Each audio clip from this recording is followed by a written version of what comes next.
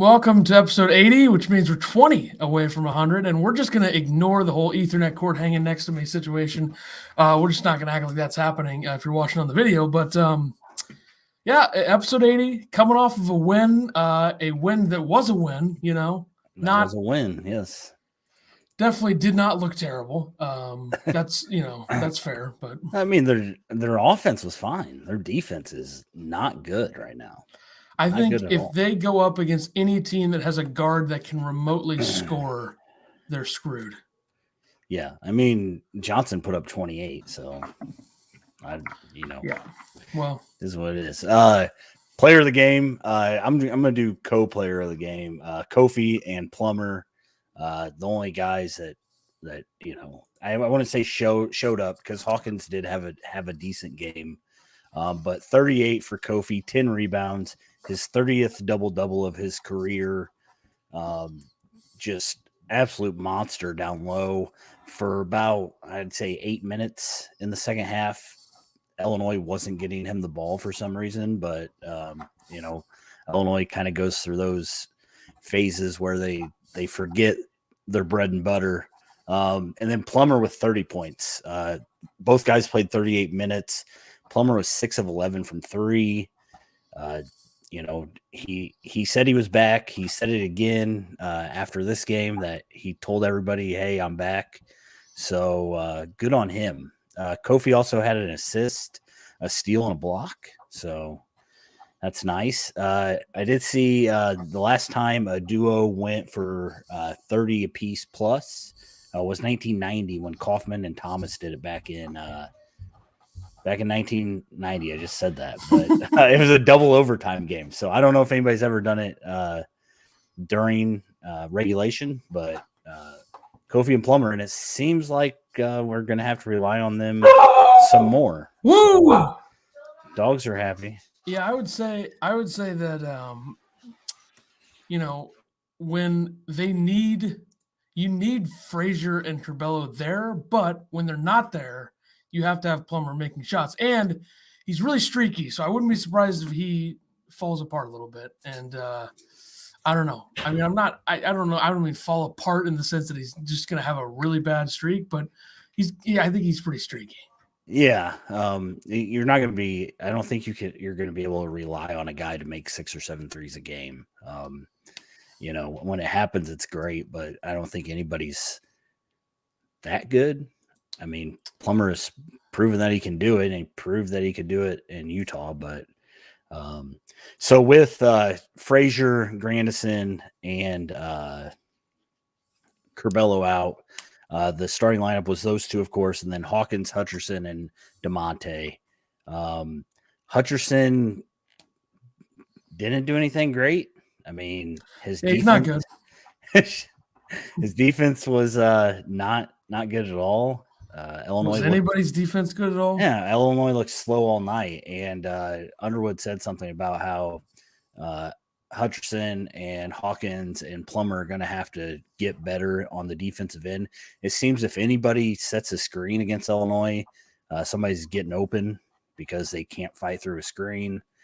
And I don't know. I mean, Underwood changed his defense to be better. Everybody's talked about it, and their defense was atrocious. So they missed Frazier for sure. Yeah, definitely missed Frazier. Grandison, pretty good defender. Hawkins came up clutch late in the game with a big block, and then Illinois came down. DeMonte got a nice tip-in rebound to kind of, I would say, secure the game. But Illinois, I mean, from the field, they were 62% from 2, 42 from 3, and 83 from the free throw line. So, had to be that.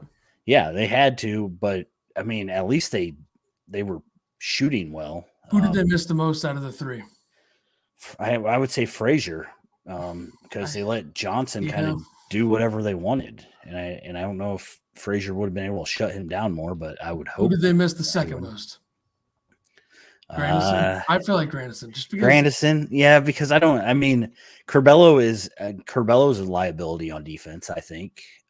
He probably would have had like 20 points and 15 assists in this game, though. Yeah. So actually, does he want to pass the ball 15 times? I don't know. Yeah, and Illinois, so I don't know if this is because UTRGV was they're just not that good, but or defensively, anyways. Illinois only had 13 turnovers.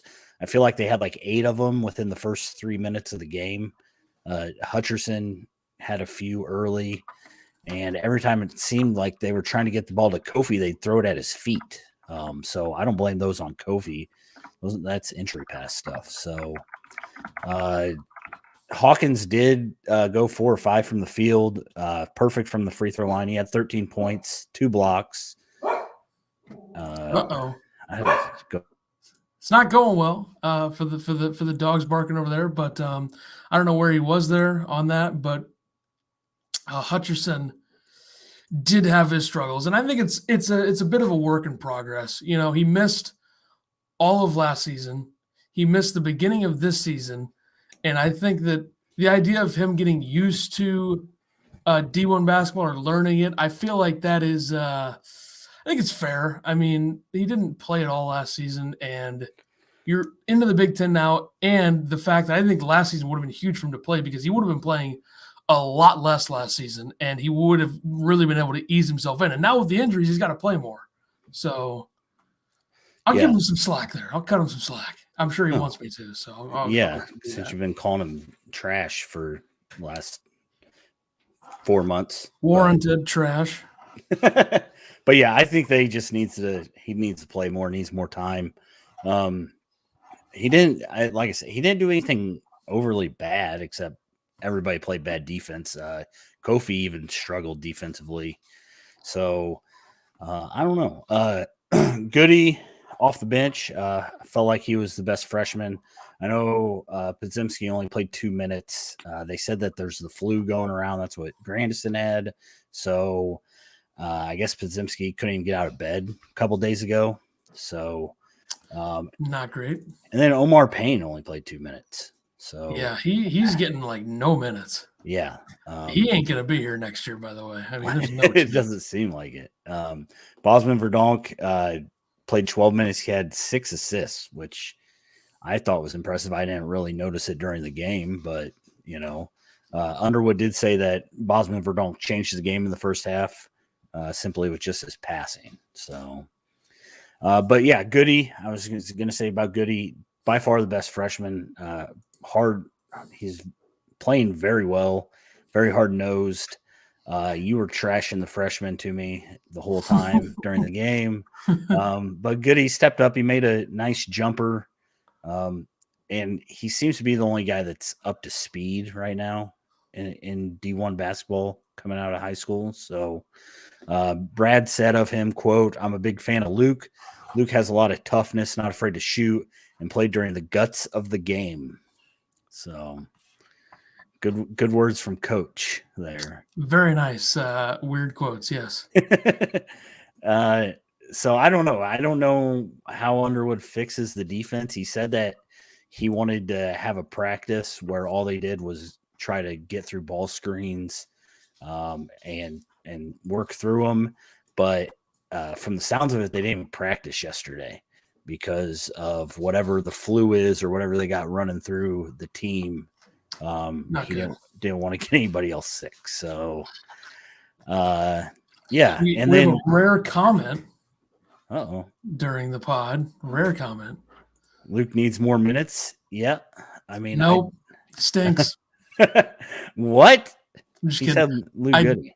Yeah, I know. I tweeted during the game that the freshmen stink and Goody saved it, but I'm just saying, like, they don't contribute enough. I know that it's early, and it's not their fault because they're playing with a situation, right? I mean, I'm slowing my words down here so you can get back to hear this, but they're playing in a situation where they have a ton of injuries, not a lot of players available, so you need Goody to play, and you need the freshmen to do more than they're doing, fair or unfair, because they're having to play more minutes than they usually would.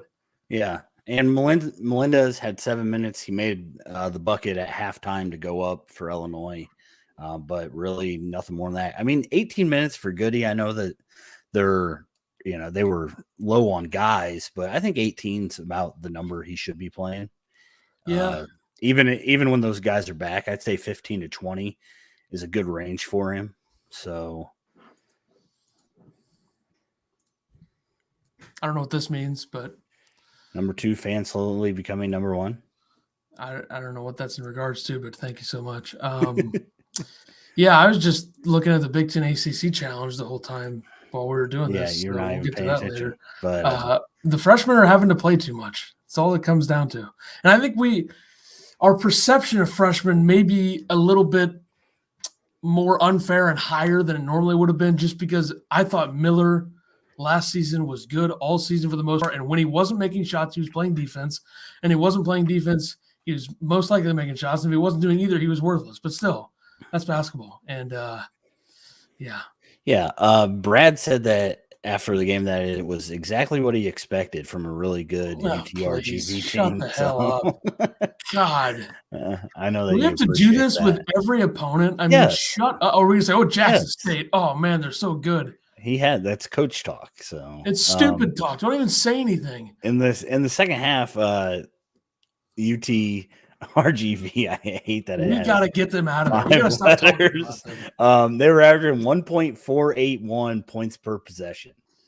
Now that is just embarrassing. Yeah, as it should be. I assume that Illinois is not number 3 in defensive efficiency. Oh, they've dropped way down. Yeah. So supposedly Johnson, according to Ked Price, Johnson had 21 NBA scouts there to watch him play. So he was showing off. Yeah, I guess so.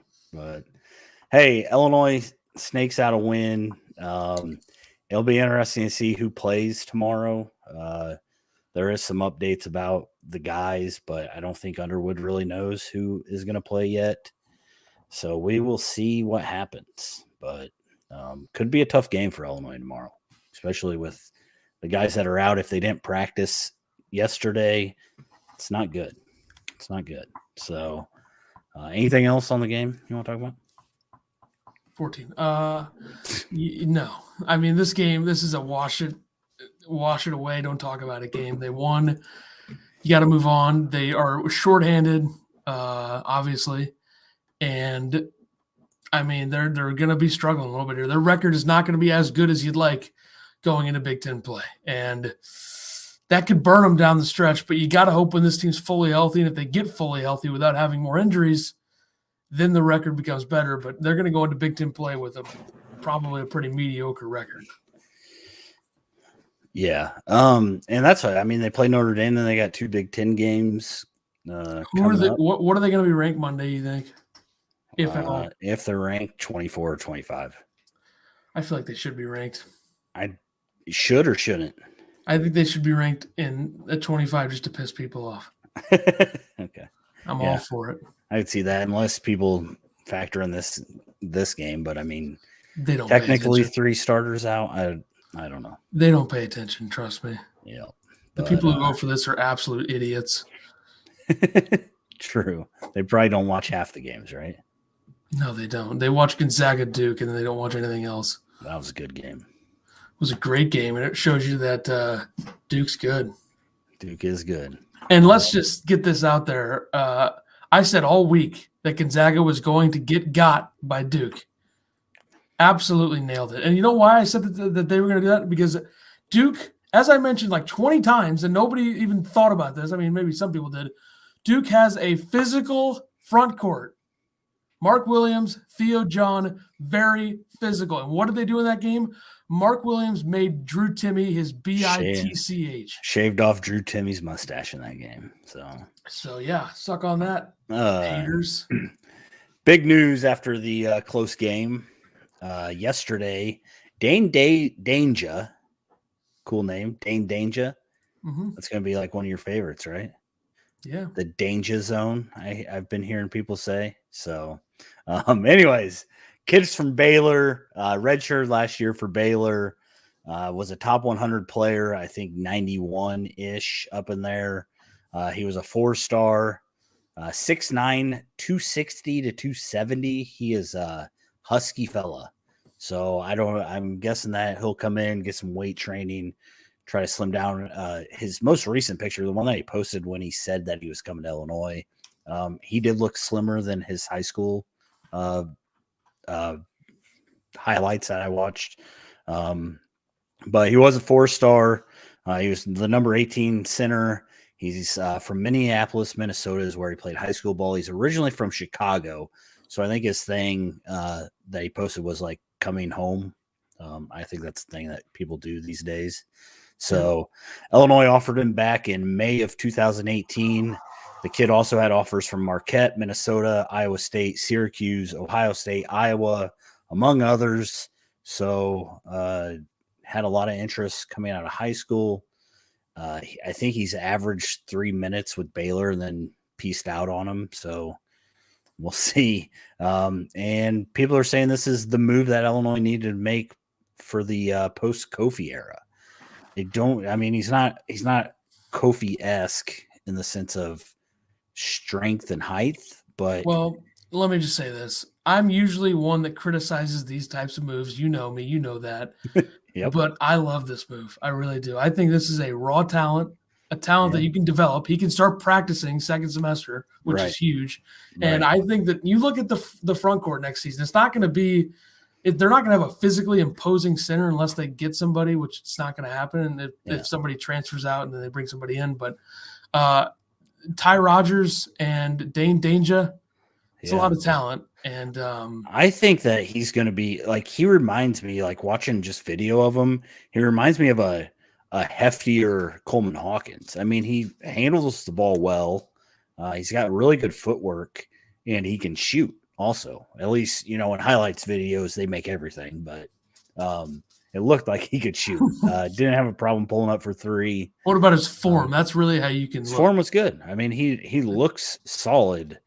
I mean, I guess that, he's just mad because he got redshirt last year, which, I mean, understandably, Baylor was the best team in the nation. Baylor did win the national championship. And, I did predict that too, by the way. And so I'm guessing that he wasn't getting enough time this year, which, I mean, if Kofi's gone, there's going to be plenty of playing time. So, especially at the center spot. I'm still sort of worried about the center position when they get into the Big Ten play without Kofi next year. Yeah. But like 6'9" is tall, but man, you like him to be like 6'11", but yeah, I know those 2 inches are killer. It's big. I mean, you got to think though, next season, does the Big Ten take a bit of a step back at the 5? Like Dickinson will probably still be at Michigan, but after that, it's like Trace Jackson Davis thinks he can get to the NBA and do something. He'll probably be a G League player for his career. But I mean, after that, I don't see any other dominant, center next season in the Big Ten. Yeah.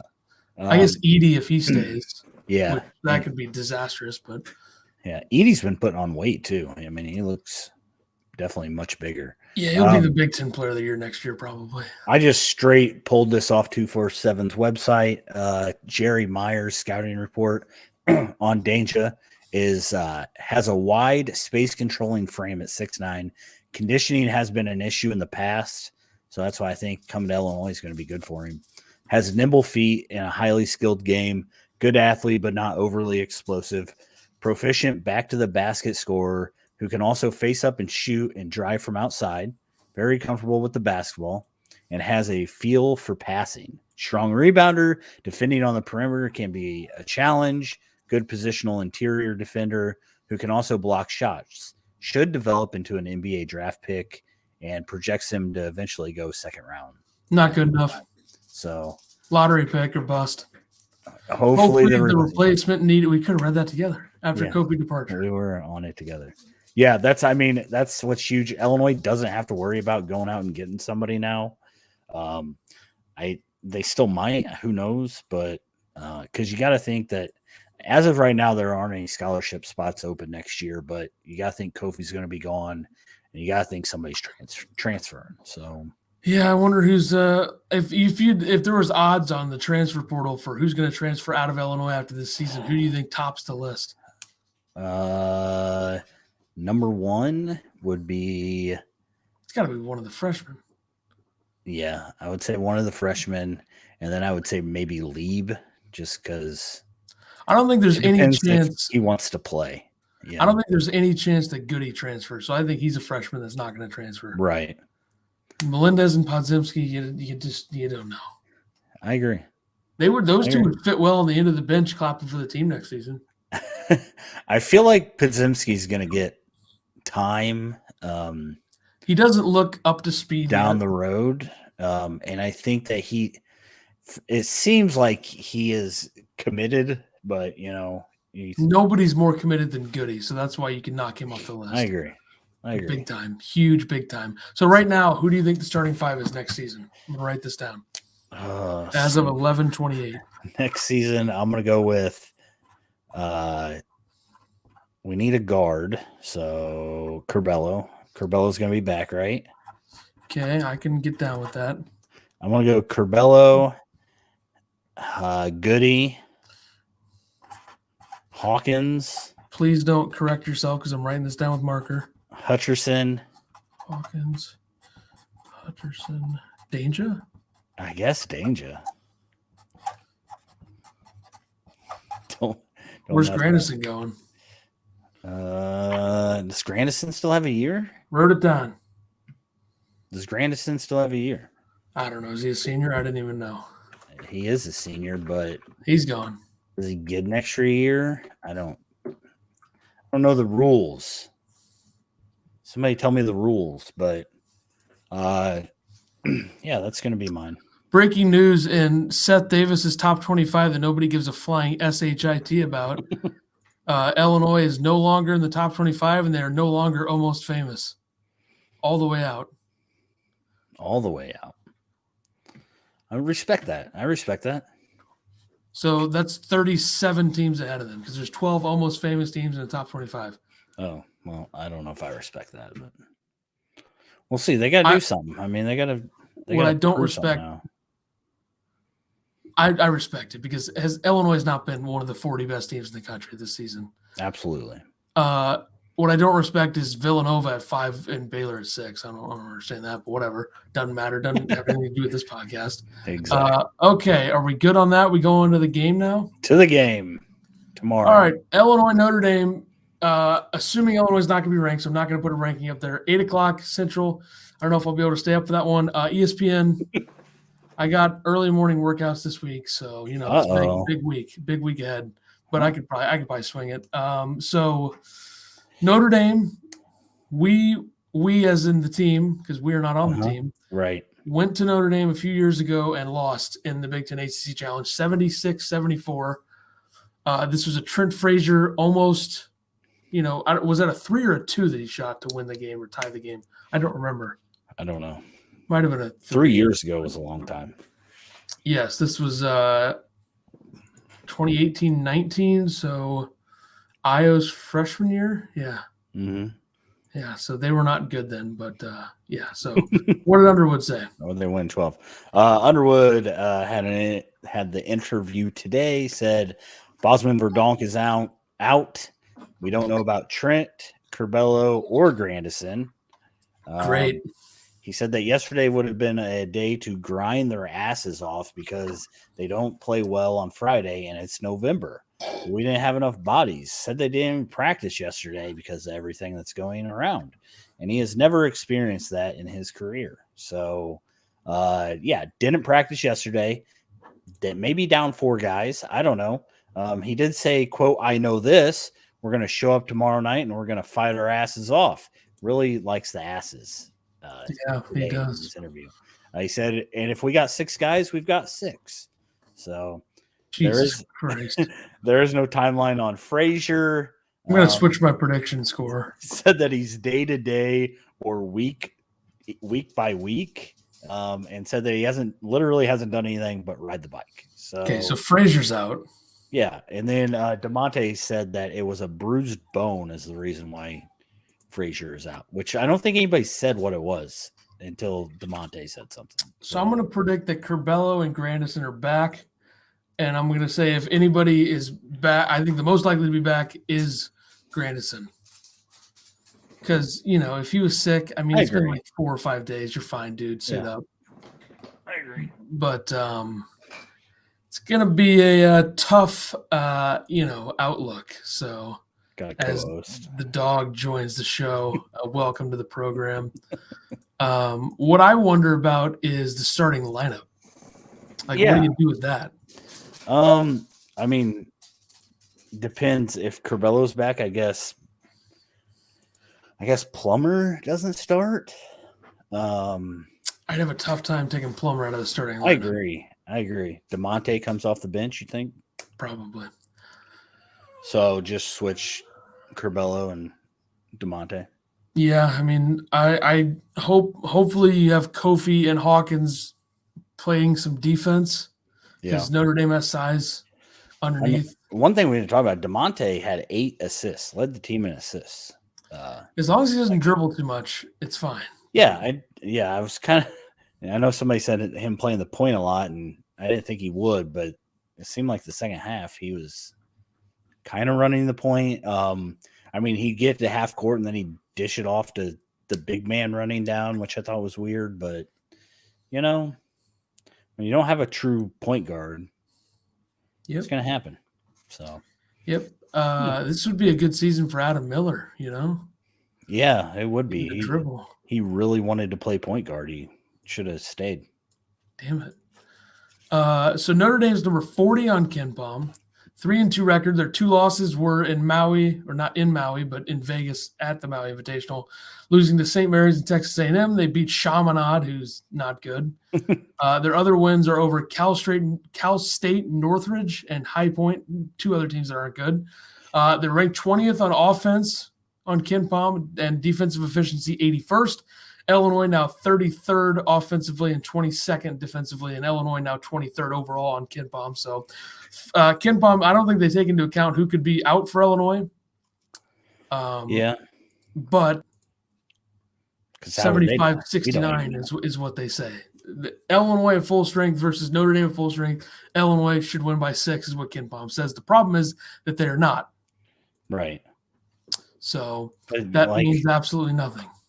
Notre Dame's not good, right? I mean, I don't think they're that good. I think they're better than last season, but they're still a pretty middle of the road, middle tier ACC team. And the ACC really, after the first couple teams, is not very good, and you're gonna see that I think this week. But so their lineup: guards Prentice Hub, 6'3", 176, 7 points, 2 rebounds, 3 assists. Junior, double-digit points per game last season. Dane Goodwin, 6'6", 208, 15 points, 5 rebounds. Junior, double-digit points per game the last 2 seasons. Guard Cormac Ryan, 6'5", 194, 9 points, 3 rebounds, 2 assists. Junior, originally at Stanford, transferred to Notre Dame last season. Paul Atkinson Jr., 6'9", 230, 14 points, 6 rebounds, 1 assist. Senior, transfer from Yale. And Nate Lazuski, 6'10", 235, 7 points, 10 rebounds, 1 assist, junior. So they got some size. Yeah. 6'3", 6'6", 6'5", 6'9", 6'10". Which, I mean, Illinois the lineup they had last game, they're not, awful in size. Hawkins, 6'11", Kofi, 7 foot. What's Hutcherson, like 6'7", 6'6"? So Yep. I think they'll be okay. It depends. I mean, this is a game where Illinois is going to have to feed Kofi.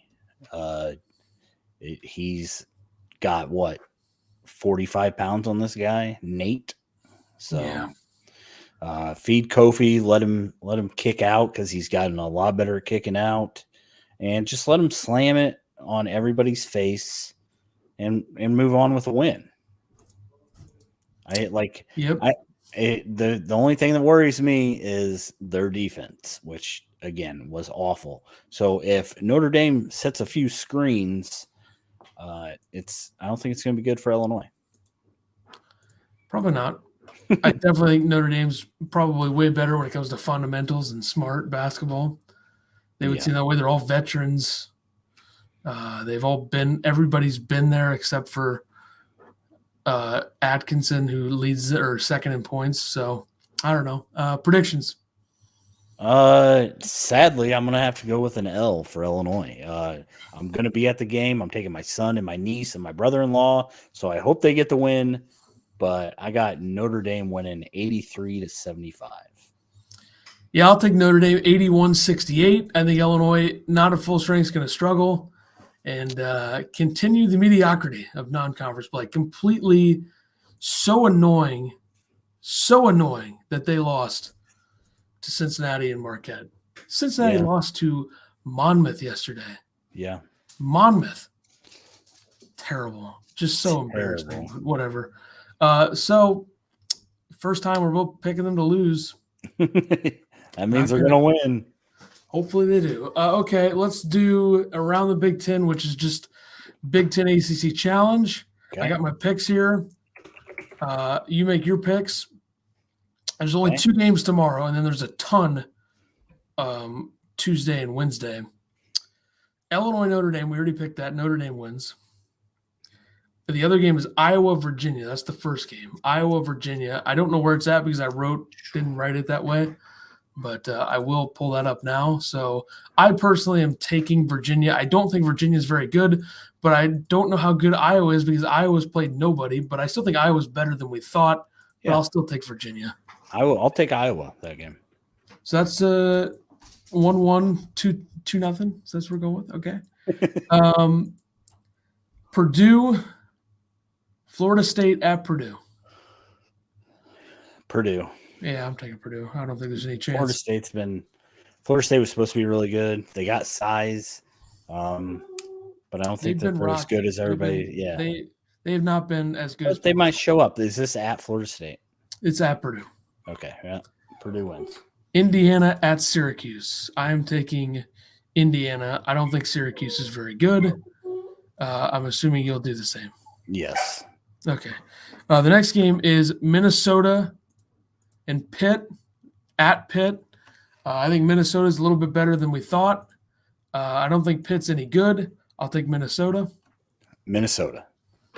All right, Ohio State, Duke. That's pretty much the biggest matchup. This game is at Ohio State. I'll take Duke. Yeah, I'm going to take Duke as well. Even though coming off the Gonzaga win, I could see them coming out a little flat, but I mean, Ohio State's good. I just don't think they've been Duke good by any means. Yeah, I'll take Duke. Clemson, Rutgers. Clemson at Rutgers. Rutgers really bad. Clemson. I'll take Clemson. I'm going to take Clemson as well. Rutgers has done nothing but disappoint me this season. Right. Very disappointed in that. Northwestern at Wake Forest. I'm taking Northwestern. Give me Wake Forest. I think Northwestern is way better than Wake Forest, but leave it to Chris Collins to maybe blow something here. First to 50 game? Possibly. Maryland, Virginia Tech. This is at Maryland. I've never been more confident in Virginia Tech just beating the hell out of Maryland. I'll go with that too. Michigan State, Louisville at Michigan State. Michigan State. Yeah, I think Michigan State's better. Penn State, Miami at Penn State. Barn burner action here. Give me Penn State. I'll take Miami. I don't think Miami's good at all. Michigan at North Carolina. This is a good game here. Yeah, I'm going to take Michigan. I'm going to take North Carolina. At North Carolina. North Carolina makes too many mistakes. Michigan almost, tried to lose to Tarleton State. This is a get right bounce back spot for Michigan, and North Carolina plays no defense at all, and they make a ton of mistakes. Does Michigan play defense? More than North Carolina. Okay. Wisconsin at Georgia Tech. I'm going to take Wisconsin. They surprised me so far. NC State home against Nebraska. I will take NC State. Sure. Nebraska stinks. NC State does not stink as much. So I got 8-6. Big Ten taking it 8-6. Yeah, we're gonna do the math on that real quick. So you went 1-1 in the first night, and then you took Purdue, Indiana, Minnesota. You took Duke, Clemson, Wake Forest. So that would make it 4-3. Okay. Nope, 4-4. Then you took what? Virginia Tech, 4-5. Miami, 4-6. North Carolina, 4-7. NC State. Okay, 4-8. So 8-6, 8-6 ACC because you picked Wisconsin and Penn State. So we're flipping it. Wow, you think the ACC is going to do it, huh? The Big Ten did not impress me during the Gavick kickoff games. Yeah, but that just means they're going to bounce back and be good here. They better get good, or they're just going to be the laughing stock of Power 5 basketball right now. Power 6. What is it in basketball? 6, right? Yeah, who's the best conference? SEC. I think I like the SEC as well. So much depth. Kentucky, Tennessee, Alabama, Arkansas, LSU, Florida.